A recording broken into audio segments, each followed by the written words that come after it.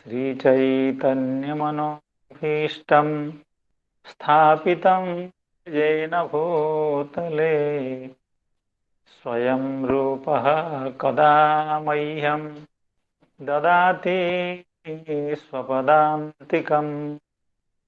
वन्देऽहं श्रीगुरो श्रीयुतपदकमलं श्रीगुरून् वैष्णवांश्च श्रीरूपं साग्रजातं सहगणरघुनाथान्वितं तं सजीवम् साद्वैतं सावधूतं परिजनसहितं कृष्णचैतन्यदेवं श्रीराधाकृष्णपादान् सहगणललिता श्रीविशाखान्वितांश्च। हे कृष्णा करुणा सिन्धो दीनबन्धो जगत्पते गोपेश गोपिका कान्त राधाकान्त नमोऽस्तुते। तप्त काञ्चन गौराङ्गी राधे वृन्दावनेश्वरी वृषभानुसुते देवी प्रणमामि हरिप्रिये। नमो महावदान्याय कृष्णप्रेमप्रदायते कृष्णाय कृष्णचैतन्य नाम्ने गौरत्विषे नमः। वाञ्छाकल्पतरुभ्यश्च कृपासिन्धुभ्य एव च पतितानां पावनेभ्यो वैष्णवेभ्यो नमो नमः। जय श्री कृष्ण चैतन्य प्रभो नित्यानंद श्री अद्वैत गदाधर श्रीवासादि गौरभक्तवृंद। हरे कृष्ण कृष्ण कृष्ण हरे हरे हरे राम राम राम हरे हरे। नमो ओं विष्णुपादाय कृष्णप्रेष्ठाय भूतले श्रीमते भक्तिवेदांत स्वामिन्निति नामिने। नमस्ते सारस्वते देवे गौरवाणी प्रचारिणे निर्विशेष शून्यवादी पाश्चात्य देशतारिणे। प्रातःकालीन श्रीमद् भागवत अध्ययन के इस सत्र में जुड़े हुए समस्त विद्वज्जनों, सज्जनों, संतजनों, महात्माओं एवं श्रीमद् भागवत कथा रस पिपासु सुधीजनों के चरण वंदन करता हूँ।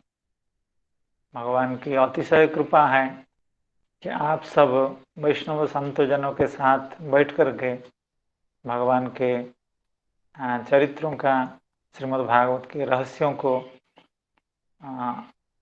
बड़े बड़े आचार्यों के पदांक का अनुसरण करते हुए, उनके द्वारा प्रदर्शित मार्ग को अनुसरण करते हुए हम लोग श्रीमद् भागवत का अध्ययन कर रहे हैं। तो इसमें आप लोगों की कृपा, करुणा, सहयोग, कृपा, आशीर्वाद, ये सब कारण है। भगवान के अहितु की कृपा तो होती है, लेकिन भगवान की कृपा भक्त कृपा अनुगामिनी कृपा है। भक्तों की जिस पर कृपा हो जाए तो भगवान की कृपा हुए बिना नहीं रह सकती है। तो इसलिए पुनः पुनः आप सबके चरणों में सादर दंडवत प्रणाम करते हुए कल की कथा का जहाँ विश्राम हुआ था वहाँ से आगे हम लोग श्री चक्रवर्ती पाद की व्याख्या का अध्ययन करने की कोशिश कर रहे हैं। श्री चक्रवर्ती पाद की चरण में प्रार्थना, समस्त आचार्यों के चरण में बार बार प्रणाम निवेदन करते हैं। तो कल का प्रसंग यह था, जैसे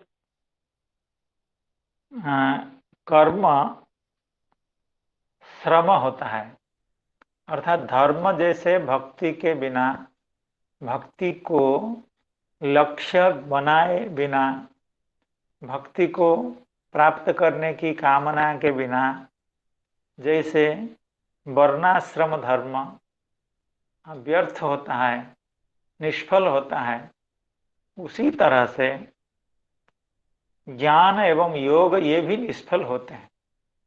अर्थात कहने का यह मतलब हुआ, भक्ति को लक्ष्य बिना बनाए बिना, भक्ति की प्राप्ति की कामना के बिना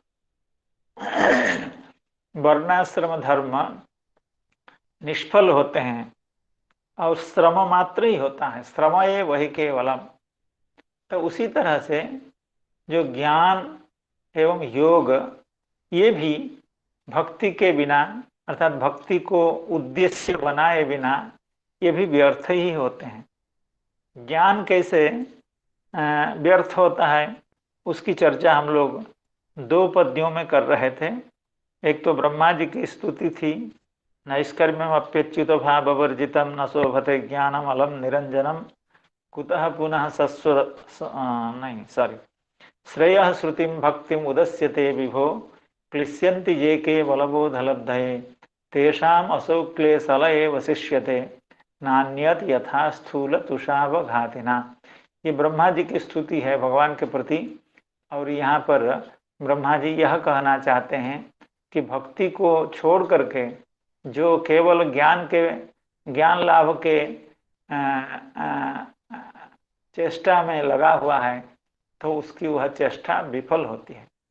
और श्री नारद महर्षि का श्री व्यासदेव के प्रति जो उपदेश था उसमें भी यही बात कही गई है, नैष्कर्म्यम अप्यच्युतो भाववर्जितम न शोभते ज्ञानम अलम निरंजनम कुतः पुनः शश्वतहोद्रमीश्वरे न चार्पितम कर्म यदप्य कारणम। यहाँ तक हम लोग कल चर्चा किए थे। आगे श्री चक्रवर्ती का पाद का कहना है, अज्ञान तो व्यर्थ है ही है, योग भी व्यर्थ होता है। अर्थात भक्ति को उद्देश्य बनाए बिना, भक्ति को लाभ करने की कामना के बिना क्रियमाण या अनुष्ठीयमान जो योग है वो भी व्यर्थ ही है। तो उसका उदाहरण के रूप में श्री चक्रवर्ती पाद फिर से ब्रह्मा जी की स्तुति का ही उल्लेख करते हैं, क्योंकि हम लोग श्रवण किए हैं, ऐसा सुने हैं, ब्रह्मा जी की स्तुति में भक्ति विज्ञान का समस्त रहस्य छिपा हुआ है। अर्थात भक्ति का जो जो सिद्धांत है या भक्ति का जो जो उत्कर्ष है, जो भगवान का स्वरूप है, वो सब ब्रह्मा जी की स्तुति में बहुत कुछ है। तो अगले स्तुति में, अर्थात स्तुति के अगले पद्य में योग की भी व्यर्थता की बात कही गई है। अर्थात भक्ति के बिना, भक्ति को लक्ष्य बनाए बिना किया गया योगानुष्ठान वो भी व्यर्थ है। कैसे? तो पुरेह भूमन बहवोपि योगिनः त्वदर्पितेहा निज कर्म लब्धया विबुध्य भक्त्यैव कथोपनीतया प्रपेदिरेंजोच्युतते गतिम पराम।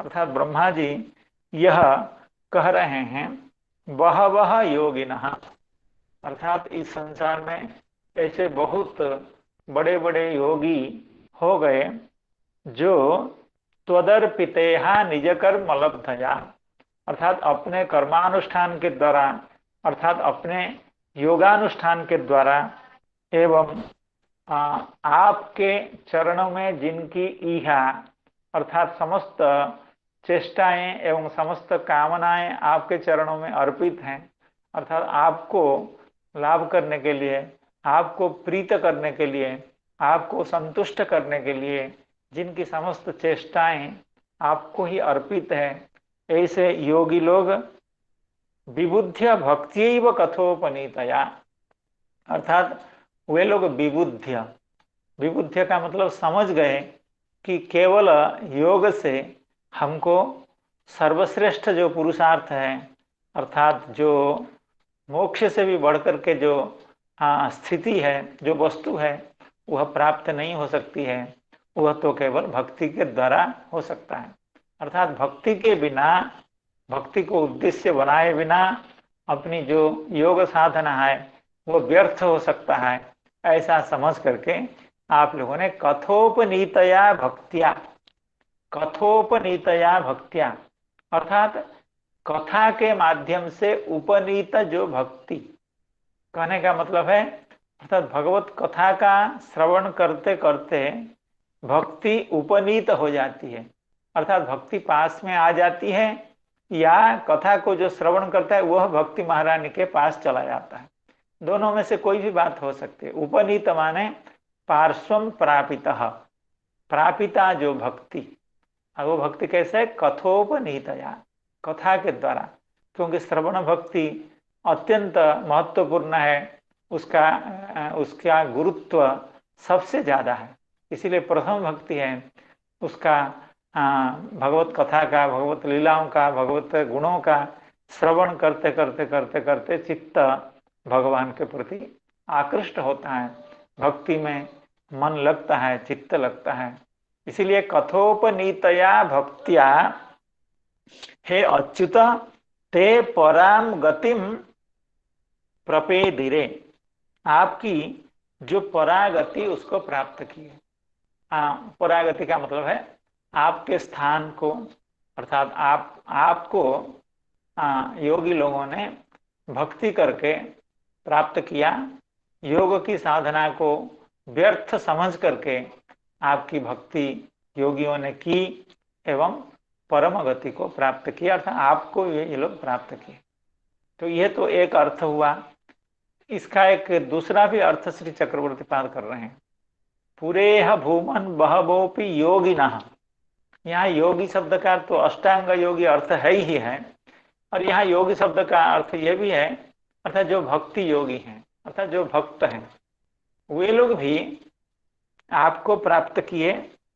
कैसे? निज कर्म लब्धया, निज कर्म लब्धया भक्त्या, यहाँ निज कर्म शब्द का अर्थ श्री चक्रवर्ती पाद किए हैं श्रवण कीर्तन आदि, क्योंकि भक्तों का श्रवण कीर्तन आदि को छोड़ करके दूसरा कोई कर्म होता नहीं है, इसलिए निज कर्म शब्द का अर्थ श्री चक्रवर्ती पाद ने किया है श्रवण कीर्तन आदि के द्वारा पराम गतिम प्राप्य, अर्थात विबुद्ध्य, श्रवण कीर्तन आदि रूप जो निज कर्म है उसके द्वारा आपको जान करके, विबुद्ध शब्द का आपने अर्थ किया है त्वद रूप गुण लीलादिकम अनुभूय। देखिए विबुद्ध शब्द का योग अर्थ में, योग पक्ष में अर्थ हुआ था कि योगियों ने विबुद्ध का मतलब यह समझ लिया कि हमारा यह योग साधना व्यर्थ है भक्ति के बिना, और भक्त के पक्ष में अर्थ है विबुद्ध का मतलब है त्वद रूप गुण लीलादिकम अनुभूय, भगवान की रूप लीला गुणादि का अनुभव करके। पराम गतिम प्रपेदिरे, यहाँ परगति शब्द का अर्थ है प्रेमवत पार्षदत्व, अर्थात प्रेम पूर्ण पार्षद, अर्थात ये भक्त लोग पार्षद हो गए भगवान के, प्रेमवत पार्षदत्व लाभ किया। और योगी के अर्थ में पराम गति शब्द का अर्थ है कि भगवत सान्निध्य या वैकुंठ आदि लोक को प्राप्त किया। वो कैसे ना? भक्तिया, भक्तिया यहाँ पर प्रेम भक्तिया भक्तों के पक्ष में अर्थ है, और योगियों के पक्ष में अर्थ यह है भक्तिया का मतलब ज्ञान मिश्र या भक्तिया, ज्ञान मिश्र भक्त, क्योंकि आप लोग योग साधना को छोड़े नहीं है, योग साधना भी कर रहे हैं और भगवान की भक्ति भी कर रहे हैं। यद्यपि भक्ति वहाँ प्रधानीभूता भक्ति है, लेकिन योग का, योग साधना का, योग मार्ग का उसमें संश्लेष है, उसका संबंध है, इसलिए उनकी जो भक्ति है वो ज्ञान मिश्रा भक्ति है, और ज्ञान मिश्रा भक्ति का फल जो वैकुंठादि लोक में प्राप्ति वो उनकी हुई। लेकिन प्रेमवत पार्षदत्व को प्राप्त करना शुद्ध भक्तों का लाभ है, तो वैसा लाभ उनको तो नहीं मिला, लेकिन आप लोग वैकुंठ का अधिकारी हो गए, भगवान को प्राप्त किए। इस तरह की व्याख्या श्री चक्रवर्ती पाद दोनों पक्ष में अर्थ कर रहे हैं। अर्थात इसमें जो श्लोक है पुरेह भूमन बहवोपि योगिनः, यहाँ योगी शब्द से अष्टांग योगी की भी योगी ऐसा अर्थ भी लिया जाता है, और योगी का अर्थात भक्ति योगी ऐसा भी अर्थ लिया जाता है।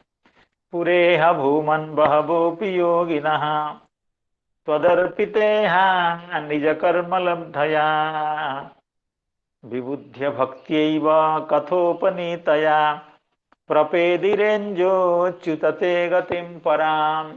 हे अच्युत ते पराम गतिम, हाँ, अंजः, और अंजः अर्थात परिश्रम बिना, अर्थात साक्षात योगियों ने आपकी गति को प्राप्त की, इस तरह का अर्थ है। अर्थात यहाँ भी यह बताया गया है, योगी लोग भी समझ गए कि भक्ति के बिना हमारी योग साधना व्यर्थ है, इसलिए आप लोगों ने अपने योग साधना के साथ भक्ति का भी सम्मिश्रण किया एवं वह भक्ति प्रधानीभूता भक्ति हो गई, जिसके चलते वे लोग आपको परम गति रूप जो आप हैं आपको प्राप्त किया।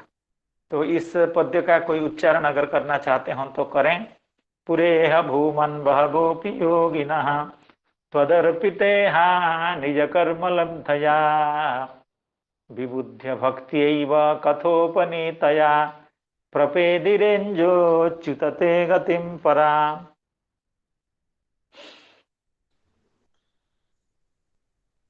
पुरेह भूमन् बहवोऽपि योगिनः पुरेह भूमन् बहवोऽपि योगिनः त्वदर्पितेह निजकर्मलब्धया विबुध्य भक्त्यैव कथोपनीतया प्रपेदिरेञ्जोच्युत ते गतिं पराम् प्रपेदिरेञ्जोच्युत ते गतिं पराम्। बहुत सुंदर आपने उच्चारण किया। मुझे लगता है जहाँ योगी न त्वदर्पिते हा, यहाँ पर थोड़ा सा एक बार और उच्चारण करिए। पुरेह पुरेह भूमन् बहवोऽपि योगिनः ये त्वदर्पिते। सुने सुने सुने सुने सुने एक मिनट। योगी न त्वदर्पिते हा, योगी न त्वदर्पिते हा, योगी ना आप शायद उच्चारण कर रहे हैं, मुझे ऐसा जो सुनाई देता है। योगिनस्त्वदर्पितेः पुरेह भूमन् बहवोऽपि योगिनस्त्वदर्पितेः। चलिए सुनाइए। पुरेह भूमन् बहवोऽपि योगिनः हाँ त्वदर्पितेः बहवोऽपि योगिनः। हाँ, आकार नहीं है। गुरुजी मैं तो आकार नहीं बोल रहा। आप लेकिन हमको सुनाई देता है, जो भी हो। योगिनः योगिनस्त्वदर्पितेः योगिनस्त्वदर्पितेः योगिनस्त्वदर्पितेः। एक बार पुरेह सुनाइए। भूमन् बहवोऽपि योगिनस्त्वदर्पितेः निजकर्मलब्धया विबुध्य भक्त्यैव कथोपनीतया प्रपेदिरेञ्जोच्युत ते गतिं पराम् बहुत सुंदर हो गया। प्रपेदिरेञ्जोच्युत ते गतिं गुरुजी ये पराम्। श्लोक कहाँ का है, एक बार बता दीजिए। ये तो ब्रह्म स्तुति का जो है चतुर्दश अध्याय में, दसम स्कंध के चतुर्दश अध्याय में षष्ठ श्लोक है। आपके पास अगर मूल किताब हो, गीता प्रेस वाली, अगर नहीं हो आप लोग संग्रह कीजिए। गीता प्रेस वाली जो किताब है, जो केवल श्लोक श्लोक ही है, वो बहुत हैंडी होता है। उसको मतलब व्यवहार करने में बहुत अनुकूलता रहती है। 10-14 तो ये दसम स्कंध का चतुर्दश अध्याय का छठा श्लोक है, षष्ठ श्लोक है। और भी कोई उच्चारण करना चाहते हैं तो कर सकते हैं। चलिए, तो श्री चक्रवर्ती पाद का यही कहना था कि चाहे कर्म हो, चाहे ज्ञान हो, चाहे योग हो, ये सब कुछ व्यर्थ है। जैसे जैसे ये तो नहीं कहेंगे, आप चाहे कितना साधन कर लीजिए, अर्थात आप कोई व्यक्ति सब्जी बना रहा है। इको हो रहा है, क्यों नहीं आ रहा समझ? हाँ, कोई व्यक्ति अगर सब्जी बना रहा है और वो नमक डालना भूल जाए या नमक न डाले, तो वो सब्जी कितनी भी अच्छी बनाई हो, कितने भी मसाले कुछ दिए हों, लेकिन उसका स्वाद नहीं आता है, तो वो उसको लोग उसका ग्रहण नहीं करते हैं, कहते हैं इसमें बेकार है नमक। उसी तरह से पायस बनाइए, उसमें अगर चीनी नहीं दिए, घी नहीं दिए, अर्थात अच्छा अच्छा उसमें नहीं दिए, तो वो बहुत समादृत नहीं होता है, वो व्यर्थ हो जाता है। तो उसी तरह से भगवत भक्ति के बिना ये जितने भी मार्ग हैं, ज्ञान मार्ग हैं, कर्म मार्ग हैं या योग मार्ग हैं, वे व्यर्थ ही होते हैं और वो निष्फल ही होते हैं। वो श्रम एव ही केवलम जो कहा गया है, उसकी चर्चा श्री चक्रवर्ती पाद कर रहे हैं। और आगे श्री चक्रवर्ती पाद का कहना है भक्तेस्तु। देखिए ये बार बार यह इस तरह की चर्चा आती है कि ज्ञान कर्म योग ये भक्ति के मुखापेक्षी हैं, अर्थात भक्ति की ओर ताकते हैं और भक्ति की ओर ये लोग देखते हैं। अपनी अपनी सफलता के लिए, अपनी अव्यर्थता के लिए भक्ति के मुखापेक्षी हैं। लेकिन भक्ति महारानी ऐसी हैं, वो किसी के भी मुखापेक्षी नहीं है। उनको ना ज्ञान की जरूरत है, ना कर्म की जरूरत है, ना योग की जरूरत है। ये थोड़ा सा सुनने में अटपट लग रहा है, लेकिन धीरे धीरे यह बात समझ में आ जाएगी। तो उसी चीज को श्री चक्रवर्ती पाद आगे बता रहे हैं। भक्तेस्तु कर्म योग ज्ञानादि अमिश्रितायाः एव शुद्धायाः आत्म प्रसादकत्वं प्रकरणतो अवगतम। कहते हैं कि भक्ति महारानी का यह वैशिष्ट्य है कि कर्म योग ज्ञानादि अमिश्रितायाः, यदि भक्ति में ज्ञान कर्म योग का मिश्रण हो जाए तो वो भक्ति नष्ट नहीं हो जाती है, लेकिन उसकी शुद्धता में, उसके आस्वाद में कमी आ जाती है।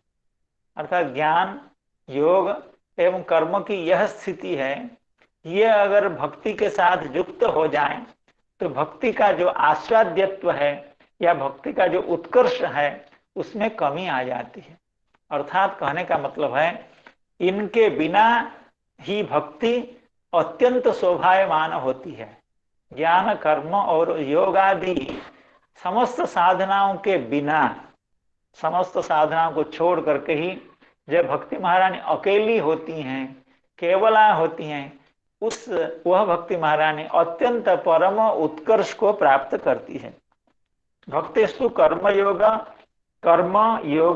ज्ञानादि अमिश्रितायाः एव शुद्धायाः, और ऐसी भक्ति आत्म प्रसादक होती है। अर्थात ऐसी भक्ति ज्ञान कर्म योग आदि के द्वारा अमिश्रित जो भक्ति, वो ही भक्ति आत्मा को शांति देने वाली होती है और भगवान को संतुष्ट करने वाली होती है। ये आत्म प्रसादक शब्द का दोनों अर्थ कर सकते हैं। आत्मा जो है भगवान है, उनको संतुष्ट करती है ऐसी भक्ति जो ज्ञान आदि के द्वारा मिश्रित है, और आत्मा को अर्थात खुद को आनंद प्रदान करती है। क्योंकि भगवान जब संतुष्ट हो जाते हैं तो फिर अपने को संतुष्ट होने में क्या समस्या है। भगवान जब कृपा करेंगे तो जीव तो ऐसे ही चरितार्थ हो जाएगा, जीव का जीवत्व, जीव का मनुष्यत्व या संसार में आना उसका चरितार्थ हो जाएगा। तो इसी बात को कहते हैं भक्तिस्तु कर्म योग ज्ञानादि अमिश्रितायाः एव शुद्धायाः आत्म प्रसादकत्वम। अमिश्रित भक्ति ही आत्म प्रसादक होती है। चक्रवर्ती पाद कह रहे हैं ऐसा प्रकरणतः अवगतम, अर्थात यह जो प्रकरण चल रहा है, इस प्रकरण में यह कहा गया सबई पुंसाम परो धर्मो यतो भक्तिरधोक्षजे अहेतुक्य प्रतिहता ययात्मा सुप्रसीदति। तो यहाँ पर भक्ति महारानी का उत्कर्ष की बात कही गई है, और इस भक्ति महारानी के द्वारा आत्मा सुप्रसीदति, अतिशय न प्रसीदति, अत्यंत प्रसन्न होती है आत्मा। तो इस आत्मा का मतलब भगवान प्रसन्न होते हैं, और जो भक्ति का अनुष्ठान करता है वो भी प्रसन्न होता है। लेकिन वो कैसी हो, अहेतुकी हो, अप्रतिहत हो। तो ये जो अहेतुकी शब्द है, अहेतुकी शब्द है, अप्रतिहत शब्द है, इन शब्दों से ऐसा संकेत मिलता है ज्ञान आदि के द्वारा अमिश्रित भक्ति होनी चाहिए। अगर ज्ञान आदि के द्वारा उनका प्रतिघात हुआ, या ज्ञानादि को लक्ष्य बना करके, या ज्ञान के फल या योग के फल जो मोक्षादि हैं उनको लक्ष्य बना करके अगर भक्ति का अनुष्ठान किया गया तो वह भक्ति के, उस भक्ति के द्वारा आत्मा का सुप्रसाद नहीं होता है, आत्मा उससे प्रसन्न नहीं होती है। तो श्री चक्रवर्ती पाद का कहना है, इस प्रकरण से यह पता चलता है ज्ञान कर्मादि के द्वारा अमिश्रित जो भक्ति है वही भक्ति आत्म प्रसाद के कारण बन जाती है। भक्तिस्तु कर्मयोग ज्ञानादि अमिश्रितायाः एवं शुद्धायाः आत्म प्रसादकत्वं प्रकरणतः अवगतम। आगे श्री चक्रवर्ती पाद दूसरा प्रसंग उठाते हैं, कहते हैं ननु ज्ञान योगयोः अप्रवृत्तौ न काचित् चिंता कर्मणां तु नित्यानाम् अकरणे महान् प्रत्यवायो दुर्गति हेतुः तत्र का वार्ता इति अतः पुंभी द्विजश्रेष्ठा। अर्थात इस श्लोक का जो उपक्रम, इस श्लोक की जो भूमिका, वो भूमिका अभी खत्म नहीं हुई है। उस भूमिका में हम लोगों ने यह देखा, श्री चक्रवर्ती पाद ने कहा ज्ञान कर्म और योग ये भक्ति के बिना व्यर्थ होता है। एक बात तो यह हो गई, और दूसरी बात यह हो गई कि ज्ञान कर्मादि के द्वारा अमिश्रित जो भक्ति है उसी भक्ति से आत्मा का प्रसाद होता है, सुप्रसाद होता है, अर्थात भगवान प्रसन्न होते हैं। अर्थात दो ही बात कही गई है इस श्लोक की भूमिका। एक तीसरी बात श्री चक्रवर्ती पाद कह रहे हैं, एक प्रश्न कर रहे हैं, ननु ज्ञान योगयोः अप्रवृत्तो न काचित् चिंता। ठीक है, जब भक्ति का अनुष्ठान होगा उस समय भक्ति को ज्ञान की अपेक्षा नहीं रहेगी और योग की भी अपेक्षा नहीं रहेगी। ठीक है, कोई व्यक्ति अगर ज्ञानी नहीं हो रहा है तो क्या समस्या है, या कोई योगी नहीं हो रहा है, अष्टांग योग का कोई साधन नहीं कर रहा है, तो उससे भी कोई बड़ी भारी क्षति नहीं है, बड़ी भारी हानि नहीं है। कोई व्यक्ति बहुत बड़ा पंडित नहीं बन रहा है या ब्रह्मज्ञानी नहीं बन रहा है, उससे भी हानि नहीं है, और योगी नहीं बन रहा है, उससे भी हानि नहीं है। लेकिन अगर वो कर्म नहीं करेगा तो बहुत बड़ी हानि हो जाएगी। कैसे उसका वो श्री चक्रवर्ती पाद समझा रहे हैं, ननु ज्ञान योगो यह अप्रवृत्तो न काचित चिंता। ज्ञान की एवं योग की अप्रवृत्ति से कोई समस्या नहीं है। कर्मणाम तो नित्यानाम अकरणे महान प्रत्यवायो दुर्गति हेतु तत्र का वार्ता इति अतः पुंभिदिति। लेकिन अगर कर्म का अनुष्ठान न करे, कौन सा कर्म, नित्यानाम अकरणे महान प्रत्यवायो दुर्गति हेतु तत्र का वार्ता। देखिए, कर्म के बारे में हम लोग सब श्रवण करते हैं, लेकिन गहना कर्मणो गति ही जो गीता में कहा गया है, सही में कर्म क्या चीज है, तो ये कर्म की गति बहुत गहन है।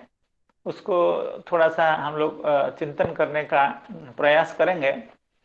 जैसे हम बार बार इसको कह रहे हैं कि वर्णाश्रम धर्म जो है वही कर्म है।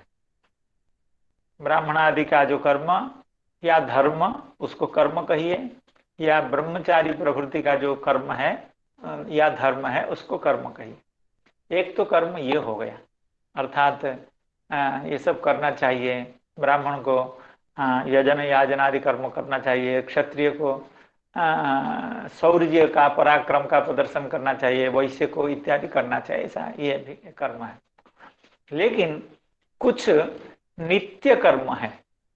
नित्य कर्म जैसे संध्या वंदनादि जो नित्य कर्म है, जैसे जो उपनीत है, ब्राह्मण क्षत्रिय वैश्यों में जो उपनीत हैं उनको प्रत्यह संध्या वंदन करना चाहिए, या बलि वैश्वदेवादि करना चाहिए, अर्थात बलिदान बलि प्रदान करना चाहिए, वैश्वदेवादि यज्ञ करना चाहिए, या अग्निहोत्रादि जो नित्य कर्म कहे जाते हैं। नित्य कर्म अर्थात कर्म का वो तो एक विभाग है कि वर्णाश्रम उचित कर्म, एक तो कर्म वो है, और एक नित्य कर्म है, नैमित्तिक कर्म है, और प्रायश्चित्तादि कर्म है। तो उसमें जिस नित्य कर्म की बात कही गई है वो नित्य कर्म है संध्या वंदनादि। तो संध्या वंदनादि, संध्या वंदना, बलि, वैश्वदेव, अग्निहोत्रादि, ये सब नित्य कर्म हैं। तो इन नित्य कर्मों को न करने से ब्राह्मण आदि जो इसके अधिकारी हैं उनको प्रत्यवाय होता है। प्रत्यवाय का मतलब पाप होता है। अर्थात संध्या वंदनादि अगर ब्राह्मण आदि करें तो उससे कोई लाभ नहीं, लेकिन अगर न करें तो उनको पाप होता है। इसलिए संध्या वंदन आदि जो नित्य कर्म है उसको करना चाहिए, क्योंकि अगर ना करें तो पाप हो जाएगा, प्रत्यवाय हो जाएगा। और वो प्रत्यवाय कैसा है ना, दुर्गति हेतु। प्रत्यवाय से व्यक्ति की, मनुष्य की दुर्गति होगी। तो कहने का यह मतलब है नित्य कर्मों को कैसे आदमी छोड़ सकता है। अर्थात आपने अभी कहा ना, भक्ति महारानी के लिए ज्ञान की, योग की, कर्म की आवश्यकता नहीं है। उसी प्रसंग में श्री चक्रवर्ती पाद यह कह रहे हैं, ठीक है, ज्ञान अगर ज्ञान का अनुष्ठान ना करे तो कोई बहुत बड़ी हानि नहीं है, योग का अनुष्ठान नहीं करे तो भी कोई समस्या नहीं, लेकिन कर्म का अनुष्ठान न करने तो हानि है, शास्त्र में कहा गया है। क्योंकि नित्य कर्मों का अनुष्ठान न करने से प्रत्यवाय होता है। कैसे कहा गया है, नित्यानि अकरणे प्रत्यवाय साधनानि संध्या वंदनादीनि। अर्थात नित्य कर्म का परिभाषा भी यही है, अगर उन कर्मों का अनुष्ठान न किया जाए तो तुरंत प्रत्यवाय उत्पन्न हो जाता है, पाप उत्पन्न हो जाता है, और उस पाप के कारण जीव की दुर्गति होती है। तो फिर आप कैसे कह सकते हैं कि जो लोग भक्ति का अनुष्ठान करते हैं, जो लोग केवल भक्ति का अनुष्ठान करना चाहते हैं, उनको कर्म करने की भी आवश्यकता नहीं, ये तो बड़ी विडंबना है। तो इस बात को श्री चक्रवर्ती बात कह रहे हैं, ननो ज्ञान योगयो अप्रवृत्तो न काचित चिंता कर्मणाम तो नित्यानाम अकरणे। अर्थात जो नित्य कर्म है संध्या वंदन आदि, उनके न करने से महान प्रत्यवाय, प्रत्यवाय का मतलब पाप होता है। और पाप से हम लोग जानते हैं पाप से क्या लाभ है, पाप से तो दुर्गति होती है, नरक आदि में जाना पड़ता है। प्रत्यवाय दुर्गति हेतु तत्र का वार्ता। अर्थात इस पर आप क्या कहना चाहते हैं। अर्थात आप जो कह रहे हैं भक्ति भक्ति, और वो भक्ति के लिए ज्ञान कर्म और योग की आवश्यकता नहीं है, ठीक है, हम यहाँ तक स्वीकार करते हैं आपकी बात को कि ज्ञान और योग की आवश्यकता नहीं, लेकिन कर्मों को कैसे छोड़ सकते हैं आदमी। ठीक है, अगर नैमित्तिक कर्म है या काम्य कर्म है उसको छोड़ सकता है। हम इस स्वर्ग के लिए याग आदि नहीं करेंगे, हम पुत्र प्राप्ति के लिए याग नहीं करेंगे, लेकिन संध्या वंदन आदि जो नित्य कर्म है उसको कैसे छोड़ेंगे। अगर छोड़ भी दिए आपके कहने पर, आप भक्ति के आचार्य हैं, आप समझा रहे हैं कि भक्ति के लिए कर्म की आवश्यकता नहीं है, आपकी बात पर विश्वास करके हमने कर्मों को अगर छोड़ भी दिया, लेकिन हमको तो प्रत्यवाय लग जाएगा, पाप लग जाएगा, उससे तो हमारी दुर्गति होगी। उस पर श्री चक्रवर्ती पाद क्या कह रहे हैं उसका हम लोग श्रवण करेंगे। कर्मणाम तो नित्यानाम अकरणे महान प्रत्यवायो दुर्गति हेतु तत्र का वार्ता इति अतः आह अतः पुंभीर्द्विजा श्रेष्ठा वर्णाश्रम विभागसः स्वनुष्ठितस्य धर्मस्य संसिद्धिर्हरितोषणम्। अतः पुंभीर्द्विज श्रेष्ठा वर्णाश्रम विभागसः स्वनुष्ठितस्य धर्मस्य संसिद्धिर्हरितोषणम्। अर्थात यहाँ तक इस श्लोक की भूमिका हुई। अब इस श्लोक का क्या अर्थ है। सामान्य अर्थ तो यही है कि हे द्विज श्रेष्ठा, हे शौनकादि महर्षिगण, वर्णाश्रम विभागसः स्वनुष्ठितस्य धर्मस्य संसिद्धि क्या है, हरितोषण है। अर्थात जो वर्णाश्रम विहित जितने भी धर्म हैं, जितने भी कर्म हैं, वो अगर सुष्ठु रूपेण, वो अगर सही रूप से, यथायथ रूप से अनुष्ठित हैं तो उनका फल हरितोषण होना चाहिए। अर्थात उनकी सिद्धि, उनका फल हरितोषण होना चाहिए, अर्थात इन कर्मों के द्वारा, वर्णाश्रम कर्मों के द्वारा भगवान को संतुष्ट करने की कोशिश की जानी चाहिए। हरितोषण शब्द का अर्थ था कि हरि की आराधना, अर्थात वर्णाश्रम कर्मों के द्वारा भगवान की आराधना होनी चाहिए, ये सामान्य अर्थ है। और अब श्री चक्रवर्ती पाद इस श्लोक की क्या व्याख्या करते हैं उसका हम लोग श्रवण करें। यतः अतः पुंभिरिति यतः उक्त न्यायेन उत्कृष्टौ अपि ज्ञान योगौ भक्त्यैव सिद्धौ भवेतां भक्तिस्तु ताभ्यां विनापि स्वयं सिद्ध्यति अतो हरितोषणं भक्त्यैव जातं चेत तदा धर्मस्य संसिद्धि। चक्रवर्ती पाद इसको दूसरे तरह से अर्थ कर रहे हैं। श्री चक्रवर्ती पाद का कहना है कि हम लोग जानते हैं और शास्त्र में बार बार यह कहा जाता है, कर्म सबसे कनिष्ठ है, अर्थात कर्म को अगर छोटा भाई समझा जाए तो उनके बड़े भाई ज्ञान हैं और योग हैं। योग एवं ज्ञान वो कर्म से उत्कृष्ट हैं। तो इन उत्कृष्टों का फल अर्थात भक्ति के द्वारा इन दोनों उत्कृष्टों का अर्थात ज्ञान का एवं योग का जो फल है वह फल अगर प्राप्त किया जा सकता है तो कर्म का फल भक्ति के द्वारा क्यों न प्राप्त होगा। अर्थात कर्म से हम जो जो प्राप्त करना चाहते हैं, कर्म के द्वारा जो जो लाभ हम लोगों को मिलने वाला है वह लाभ भक्ति के द्वारा क्यों न होगा, अवश्य ही होगा। उसमें युक्ति क्या है न, कर्म से उत्कृष्ट जो दोनों मार्ग हैं यानी ज्ञान एवं योग, उनका फल अगर भक्ति के द्वारा प्राप्त हो सकता है तो उन दोनों से अबर अर्थात उन दोनों से अपकृष्ट जो ज्ञान जो कर्म है उसका फल भक्ति के द्वारा क्यों नहीं मिलेगा। तो कहते हैं यतः उक्त न्यायेन उत्कृष्टौ अपि ज्ञान योगो भक्त्यैव सिद्धो भवेताम्।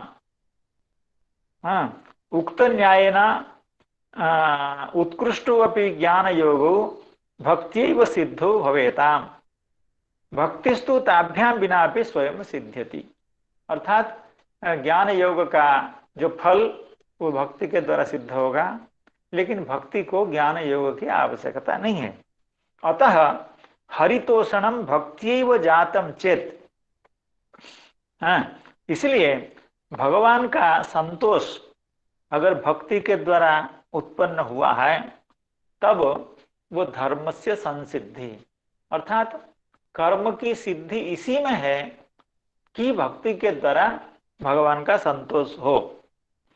यो यत्नात् अनुष्ठितोपि कर्मिणां सांगोपांगतया प्रायः सिद्धो न भवति सोपि भक्तिमताम् अननुष्ठितोपि सम्यगेव सिद्धो भवति। श्री चक्रवर्ती पाद बहुत बड़ी बात कह रहे हैं। कहते हैं कि यो धर्मात् अनुष्ठितोपि कर्मिणां सांगोपांगतया प्रायः सिद्धो न भवति, अर्थात जो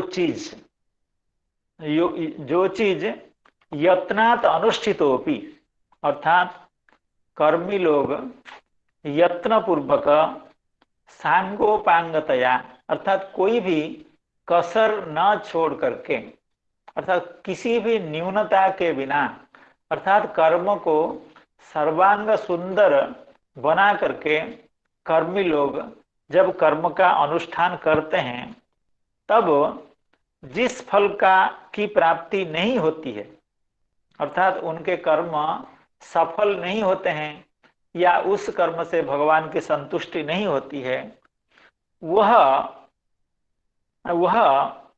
फल कर्म का वह फल भक्ति मताम अननुष्ठितोपि सम्यगेव सिद्धो भवति।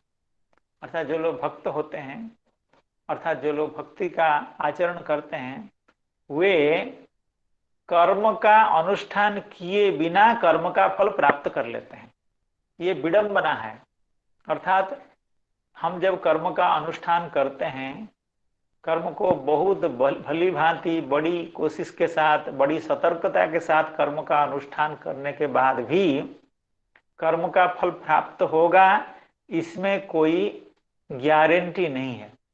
क्योंकि कर्म कहीं विगुण हो गया, थोड़ा सा मंत्रोच्चारण अगर मंत्रोच्चारण में अगर कहीं व्यतिक्रम आ गया, या द्रव्य में, देवता में, जगह में, वस्तु में, क्योंकि कर्म के लिए इनकी शुद्धि बहुत आवश्यक है।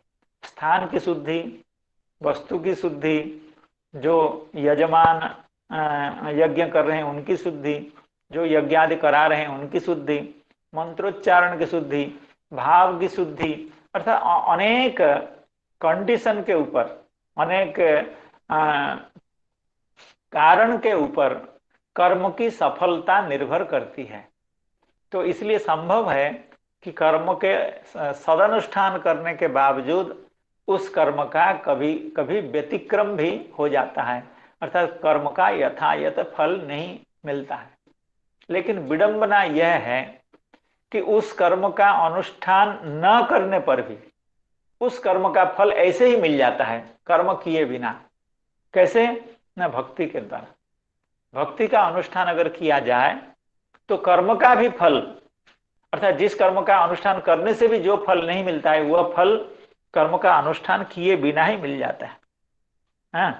तो अतः हरितोषण कर्मिणाम सांगोपांगतया प्रायः सिद्धो न भवति, सोपि भक्तिमताम अननुष्ठितोपि सम्यगेव सिद्धो भवति।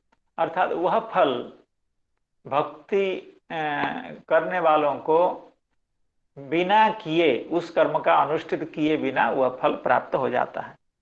श्री चक्रवर्ती पाल कहते हैं ये मेरी भाषा नहीं है, ये मेरा वक्तव्य नहीं है, ये मेरी अभिमति नहीं है, ये साक्षात भगवान की अभिमति है। कैसे? भगवान श्री उद्धव जी को उपदेश देते हुए कहते हैं, यत् कर्म भीर यत् तपसा ज्ञान वैराग्य तश्चजत योगेन दान धर्मेण श्रेयो भीरितरैरपि सर्वं मद्भक्ति योगेन मद्भक्तो लभतेजसा इति भगवत उक्ते है। अर्थात भगवान ने श्री उद्धव जी महाराज जी को ऐसा उपदेश दिया है। क्या कहा भगवान ने?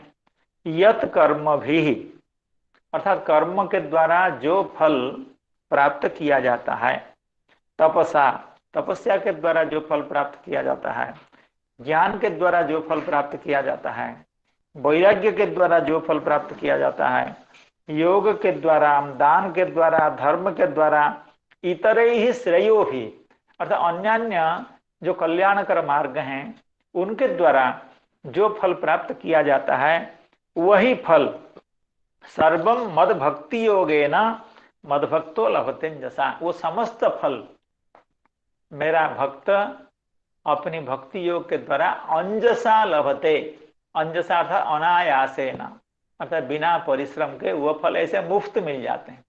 अर्थात कर्म योग ज्ञान आदि के द्वारा जो जो फल साधक को प्राप्त होते हैं, वे समस्त फल भक्त को अनायास ही मिल जाते हैं। ये भगवान की वाणी है श्री उद्धव जी के लिए, इसमें अविश्वास करने की कोई बात नहीं है।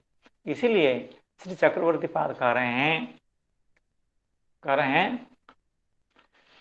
कि भक्ति के लिए जिस तरह से योग एवं ज्ञान की आवश्यकता नहीं है, उसी तरह से कर्म की भी आवश्यकता नहीं है।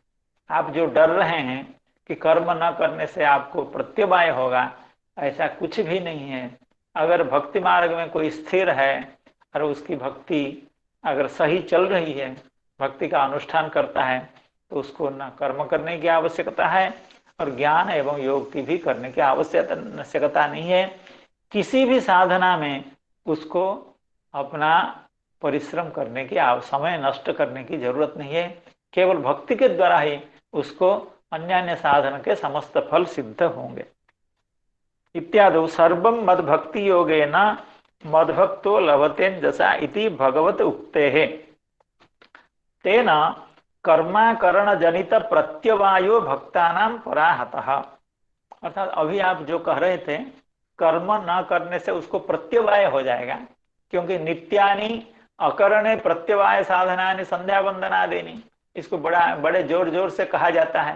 अर्थात हमारा जो संध्या वंदनादि नित्य कर्म है उसका अगर अनुष्ठान न करें तो प्रत्यवाय होगा और प्रत्यवाय से दुर्गति होगी। लेकिन आप लोग हाँ निश्चिंत रहें, भक्त लोग निश्चिंत रहें, भक्ति का अनुष्ठान करने वालों को ऐसा डर नहीं है या उनके ऊपर यह नियम लागू नहीं होता है कि अगर वे नित्य कर्म का अनुष्ठान न करें उनको प्रत्यवाय होगा, ऐसी कोई भी बात नहीं है।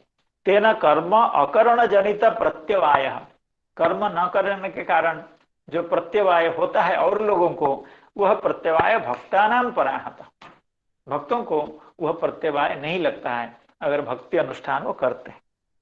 आगे श्री चक्रवर्ती बात कहना चाहते हैं, ननु यदि भक्त्या धर्म संसिद्ध तर्हि धर्म फलमपि तैर्लभ्यताम् सत्यम सकामत्वे सति लभ्यते एव निष्कामत्वे सति तेषां नैष्कर्म्यमेव भवति।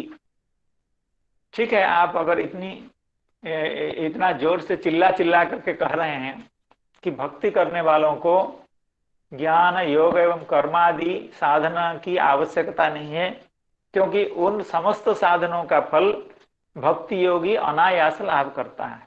हाँ, यत् कर्मभिर यत् तपसा ज्ञान वैराग्यतश्च यत् योगेन दान धर्मेण श्रेयोभिरितरैरपि सर्वम मद भक्ति योगेन मदभक्तो लभते जैसा। आपने बहुत बड़ी बात कह दी।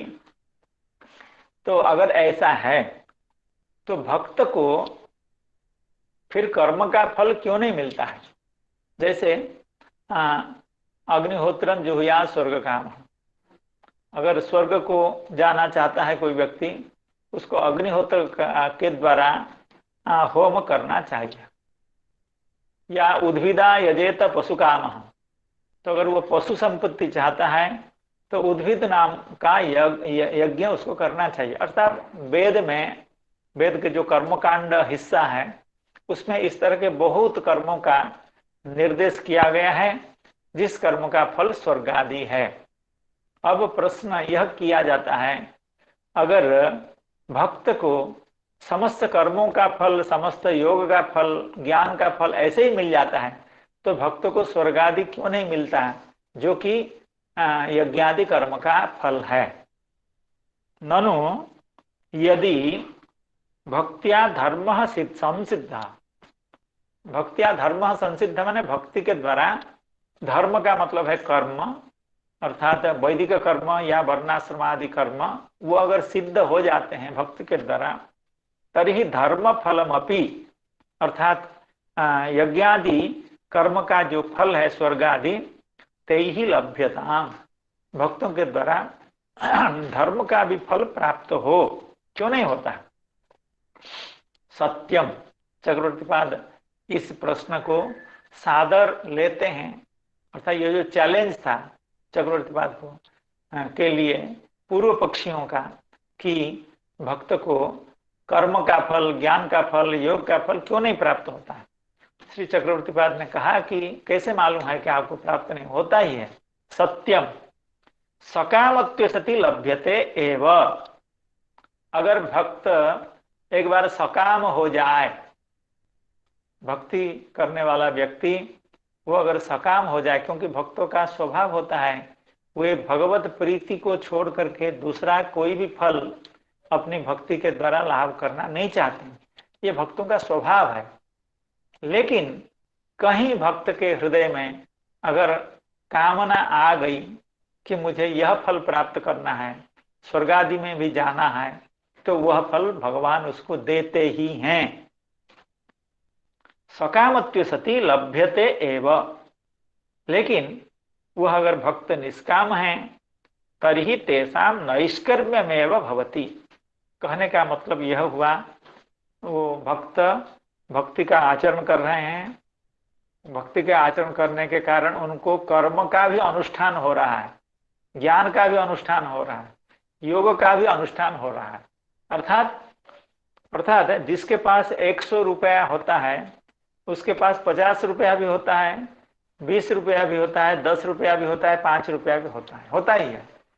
तो उसी तरह से भक्ति का अनुष्ठान जो लोग करते हैं, वे भक्ति के अनुष्ठान करने के साथ साथ उनका कर्म का भी अनुष्ठान हो जाता है। अर्थात अलग से कर्मानुष्ठान करने की जरूरत नहीं है, लेकिन वह अगर कर्म का फल चाहते हैं तो उनको कर्म का फल उस भक्ति के माध्यम से मिलेगा। अगर नहीं चाहते हैं कर्म का फल तो उनको नैष्कर्म्य आ जाएगा। नैष्कर्म्य का मतलब है उनको कर्म का फल नहीं मिलेगा, यद्यपि वे कर्मानुष्ठान भी कर रहे हैं। कैसे? न भक्ति के माध्यम से। भक्ति के माध्यम से अर्थात कर्मानुष्ठान साक्षात नहीं कर रहे हैं, लेकिन भक्ति का अनुष्ठान करने से उनका कर्मानुष्ठान भी उसके द्वारा सिद्ध हो रहा है। जैसे गंगादि सरित में गंगादि तीर्थ में स्नान करने से समस्त तीर्थों में स्नान करने का फल मिल जाता है, लेकिन वे उन्नत तीर्थ में स्नान करने के कारण जो अवर तीर्थ हैं उनका फल वे नहीं चाहते हैं। अगर वे चाहते हों तो वह फल भी उनको मिलेगा। तो भक्ति के अनुष्ठान करने वाले के द्वारा योगानुष्ठान, ज्ञानानुष्ठान, कर्मानुष्ठान भी होता है, लेकिन वो कर्म का फल नहीं चाहते हैं, इसलिए उनको स्वर्ग आदि की प्राप्ति नहीं होती है। अगर चाहते हों तो उनको अवश्य मिलता है। तेषां निष्कामत्वे नैष्कर्म्यमपि स्यात्। नैष्कर्म्य मतलब का मतलब हुआ कि कर्म का फल नहीं प्राप्त होता है। यद्यपि भक्ति के माध्यम से उनका कर्मानुष्ठान भी हो रहा है, लेकिन कर्म का फल उनको नहीं मिलेगा क्योंकि वह निष्काम है। तथा च श्रुति ही गोपाल तापनी भक्तिरस्य भजनम तत् इहा मूत्रोपाधि नैरास्येन अमुस्मिन् मनः कल्पनम एतदेव नैष्कर्म्यम। अर्थात भगवान का जो भजन है वही भक्ति है, और इहा मूत्र उपाधि नैरास्येन अमुस्मिन् मनः कल्पनम। अर्थात यह लौकिक फल या पारलौकिक फल को छोड़ करके, यह लोक में भोग की कामना को छोड़ करके, परलोक में स्वर्गादि भोग की कामना को छोड़ करके भगवान में वो अपना चित्त को समाविष्ट करता है। यही उसकी नैष्कर्म्य है। अर्थात उसका नैष्कर्म्य अर्थात कर्म फल से मुक्ति उसको ऐसे ही हो जाता है क्योंकि वो चाहता नहीं है, वो भक्त है। कर्म का फल अगर वो चाहे तो मिलेगा, लेकिन उसका स्वभाव ऐसा है, यह अमूत्र उपाधि नैरास्येन, अर्थात यह लोक में उपाधि का सुखादि की उपाधि का परित्याग करता है, पारलौकिक सुखादि का भी परित्याग करता है, और भगवान में वो अपने चित्त को लगाए रखता है। यही उसका नैष्कर्म्य है, अर्थात यही उसका कर्म फल से छुटकारा है, कर्म बंधन से मुक्ति, यही है उसका। तदेवं यथा तरोर्मूल निषेचनेन तृप्यन्ति तत्स्कन्ध भुजोपशाखाः प्राणोपहाराच्च यथेन्द्रियाणां तथैव सर्वारणमच्युतज्ञा। श्री चक्रवर्तीपाद इसी बात को और समझाते हुए कह रहे हैं कि भक्ति के द्वारा ज्ञान कर्म योग का जो फल है वो प्राप्त हो सकता है अगर भक्त उसकी कामना करें। अर्थात भक्ति के अनुष्ठान से योगानुष्ठान, ज्ञानानुष्ठान एवं कर्मानुष्ठान सहज ही हो जाते हैं। वो दिखता नहीं है कि ज्ञान कर्म योग आदि का अनुष्ठान हो रहा है, लेकिन वो उसके बीच हो जाते हैं। जैसे 100 रुपये का जो नोट है उसमें 50 रुपया नहीं दिखता है, 20 रुपया नहीं दिखता है, 10 रुपया नहीं दिखता, लेकिन उसमें सब कुछ है। उसमें एक 50 रुपया है, 2 20 रुपये हैं और एक 10 रुपया भी है 100 रुपये के नोट, लेकिन दिखता नहीं है। लेकिन जो इंटेलिजेंट लोग हैं, वो जो चतुर लोग हैं, वो समझ जाते हैं कि इस 100 में मेरा एक 50 रुपया भी है और 2 20 रुपया भी है और एक 10 रुपये का भी नोट है, ऐसा समझ जाते हैं। तो जो लोग चतुर होते हैं, जो लोग भक्त लोग होते हैं, वो जानते हैं यह जो मेरी भक्ति है, इसी में ही इन तीनों का क्या समस्त साधनों का समावेश है, ज्ञान का, योग का, कर्म का, तपस्या का, व्रत का, चांद्रायण आदि का, सबका इसमें समावेश है। इसलिए वे लोग चिंतित नहीं होते हैं कि कोई कर्म करके आगे निकल गया, कोई ज्ञान साधन करके मुक्त हो गया। ये सब देख करके वो विचलित नहीं होते, क्यों? उनको मालूम है कि मैं भक्ति का अनुष्ठान कर रहा हूँ, भगवत प्रेम को प्राप्त करने की कोशिश कर रहा है, तो इसी में ही सब कुछ समाहित है। उसका अगला उदाहरण देकर के समझाएं।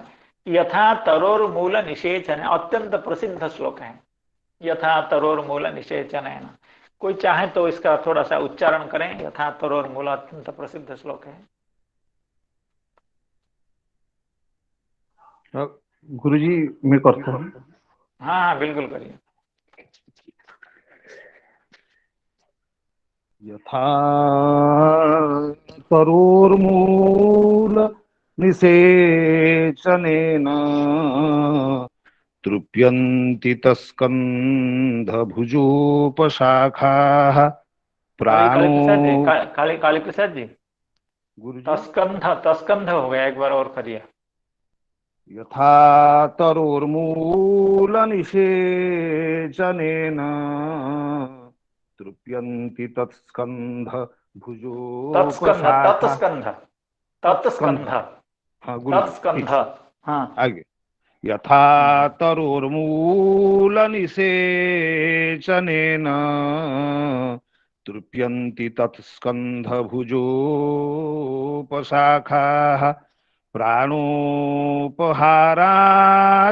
तज्जथेन्द्रियाणाम् तथैव सर्वार्हणमच्युतेज्या। तो इस श्लोक में सर्वार्हणम अच्युतेज्या, तो यहाँ थोड़ा सा नजर देने की बात है।